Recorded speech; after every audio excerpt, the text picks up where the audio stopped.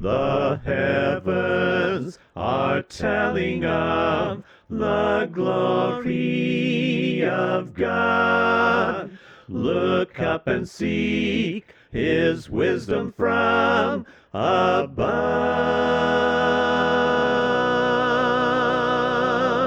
I've already pointed out a few differing views on what Isaiah 7:14 is about. That was in the first video of this four-part series. There's a link right up here if you missed it.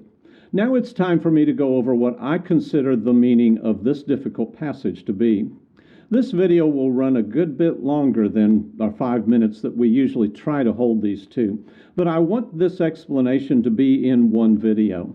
Backing up to verse 11 of Isaiah chapter 7, God tells Ahaz to ask for a sign and make it as deep as Sheol or high as heaven. Interestingly, Ahaz refused to ask for a wonder. That's in verse 12. He didn't want to be obligated to Jehovah. So the Lord chooses the sign. If God told Ahaz to make the sign something fantastic, deep as Sheol or high as heaven, do you really think the Lord is going to choose the ordinary birth of a child? That happens every day. When God chooses the sign, a very interesting thing does happen.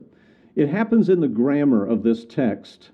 There is a shift from Ahaz to the house of David in general, and the prophecy is addressed to a second person plural rather than singular.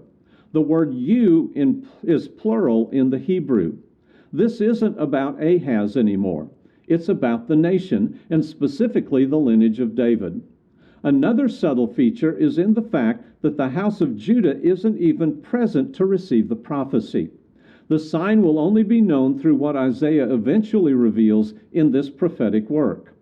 If I'm correct and this sign is not to Ahaz, which the grammar bears out, then there's something larger at work here.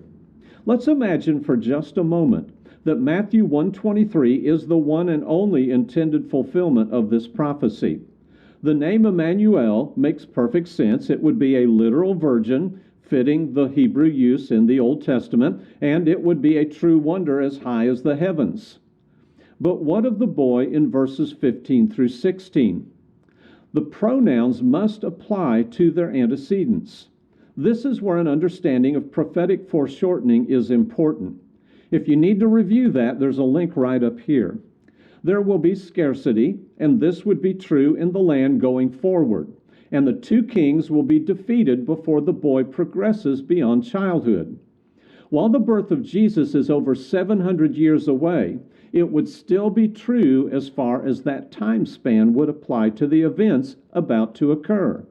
God didn't just come out and tell Ahaz it would be before 720 years had passed. He presented a child born, but specifies no time frame for the birth. So before a few years had passed, the events of verse 16 would be fulfilled. But remember that we don't know when the child would be born. Verse 14. Only that the desolations of powers would be in a certain time frame. In other words, the prophecy contains foreshortening. In this case, what I would call an implied foreshortening.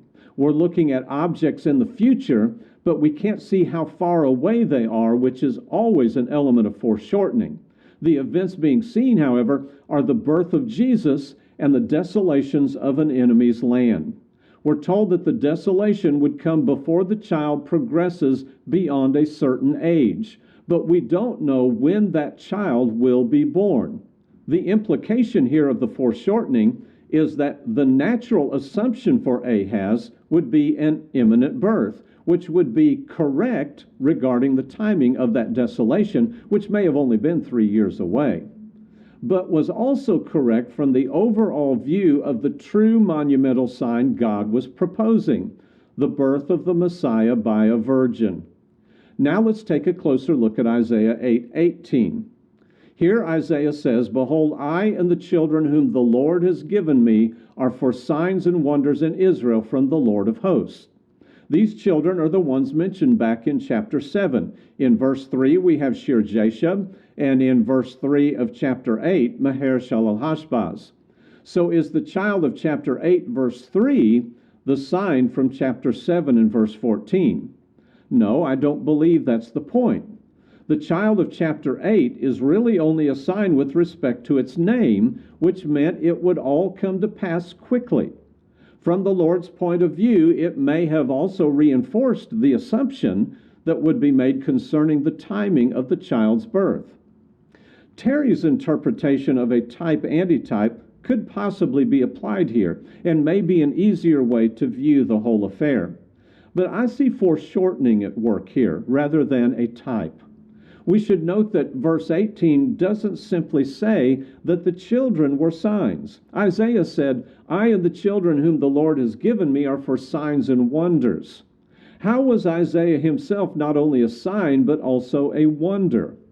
I think it's clear that the significance here is in prophecy and fulfillment itself, not that a child was born. There's no wonder or awe in a child being born, unless born of a virgin. The children had names that prophesied something, and Isaiah was the prophet who was making those things known. Shear-Jashub prophesied the return of a remnant, and Maher-shalal-hash-baz prophesied Assyria despoiling Damascus and Samaria in a short time. The sign and wonder was in the eventual fulfilled prophecies. The people wouldn't return from captivity until over 150 years after the birth of Shear-Jashub. Isaiah and all of the people would be dead by then. The desolation of Judah's enemies would come in their lifetime as early as 3 years after the birth of Maher-shalal-hash-baz. Now, the name Emmanuel is found twice in chapter 8, but there's no certainty of its being applied directly to Maher-shalal-hash-baz. It was an assertion that God was with his people.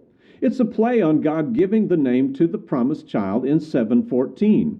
And the fact that God would not desert the nation to whom he had given such a heavenly prophecy. I believe the name Emmanuel of Isaiah 7:14 told the true story of who Jesus would be. He was God with us. And the idea of Emmanuel being addressed to the child of Isaiah 8 becomes difficult if you really believe the prophecy of Isaiah 7:14 applies in any way to Jesus. Why would we apply God with us to Maher-shalal-hash-baz, an ordinary child who is not God, and then expect anyone to find a divine intention in its being applied to Jesus when we get to Matthew 1:23? You may prefer that difficulty to my explanation, but I find it far more difficult to believe that God would take a double fulfillment and apply a name in two different ways like that. I believe when all is said and done, Matthew interprets Isaiah 7:14 best when he reveals the way in which Mary conceived Jesus by the Holy Spirit, and then quoted Isaiah saying, "Now all this took place that what was spoken by the Lord through the prophet might be fulfilled." Matthew 1:22. The sign was truly as high as the heavens and was fulfilled in no other child born. Well, we could say a lot more about the names in this text and its interpretation, but we've gone way over on the time that we usually try to keep these down to. Hopefully, I've given you something to chew on as you study this interesting prophecy. It's not the proof of a double fulfillment that some like to make it, and it certainly calls on us to tread carefully in interpretation, working hard at understanding texts rather than assume what they mean.